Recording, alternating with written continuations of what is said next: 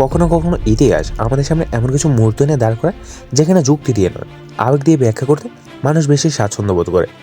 এই পৃথিবীতে ধর্ম, বিশ্বাস ও ভক্তির ইতিহাস এতটাই গভীর যে অনেক সময় একটা সাধারণ ঘটনাও অলৌকিক রূপ পেয়ে যায় মানুষের চোখে।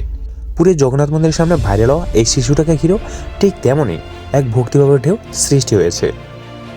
এই শিশুটি যখন সোশ্যাল মিডিয়া ছড়িয়ে পড়ে তখন অনেকে দাবি করেন এই শিশুটি সাধারণ নয়, সে জগন্নাথ দেবের অবতার। কেউ কেউ বলেন তার চোখে নাকি অন্যরকমের দৃষ্টি আছে, তার মুখের অভিব্যক্তি নাকি সাধারণ শিশুর মতো নয়। কিন্তু প্রশ্ন হলো, এমন ঘটনা কি এই প্রথম ঘটলো? ইতিহাসকে আমাদের এমন কোনো উদাহরণ দেয় না যেখানে মানুষ আবেগে কাউকে ভগবান বা অবতার ভেবে নিয়েছে? ইতিহাস বলছে এমন ঘটনা নতুন নয়। বহু শতাব্দী ধরে ভারতীয় উপমহাদেশে এমন অসংখ্য ঘটনা ঘটেছে যেখানে কোনো শিশু, কোনো সাধু, কোনো ভক্ত অথবা কোনো সাধারণ মানুষকে মুহূর্তে আবেগে ভগবান বা অবতার হিসেবে কল্পনা করা হয়েছে।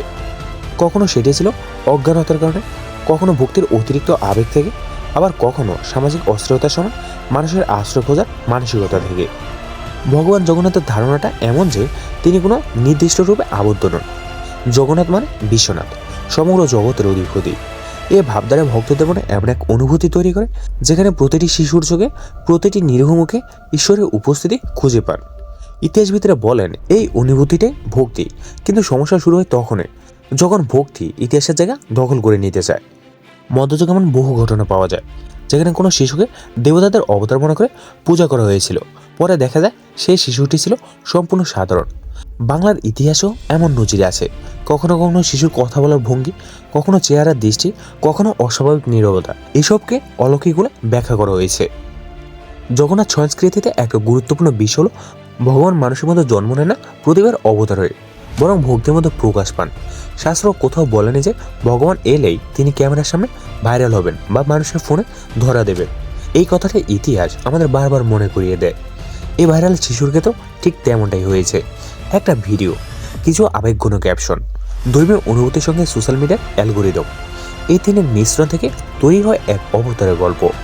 কিন্তু ইতিহাস আমাদের শেখায় সত্য কখনোই আবেগের চাপে জন্ম নেয় না। আগেও বহু ভক্ত এমন মানুষকে দেখিয়েছেন যাদের দেখে মনে হয়েছে এই বুঝি ভগবান। কেউ কেঁদেছেন, কেউ প্রণাম করেছেন, কেউ মন্দিরে নিয়ে গেছেন।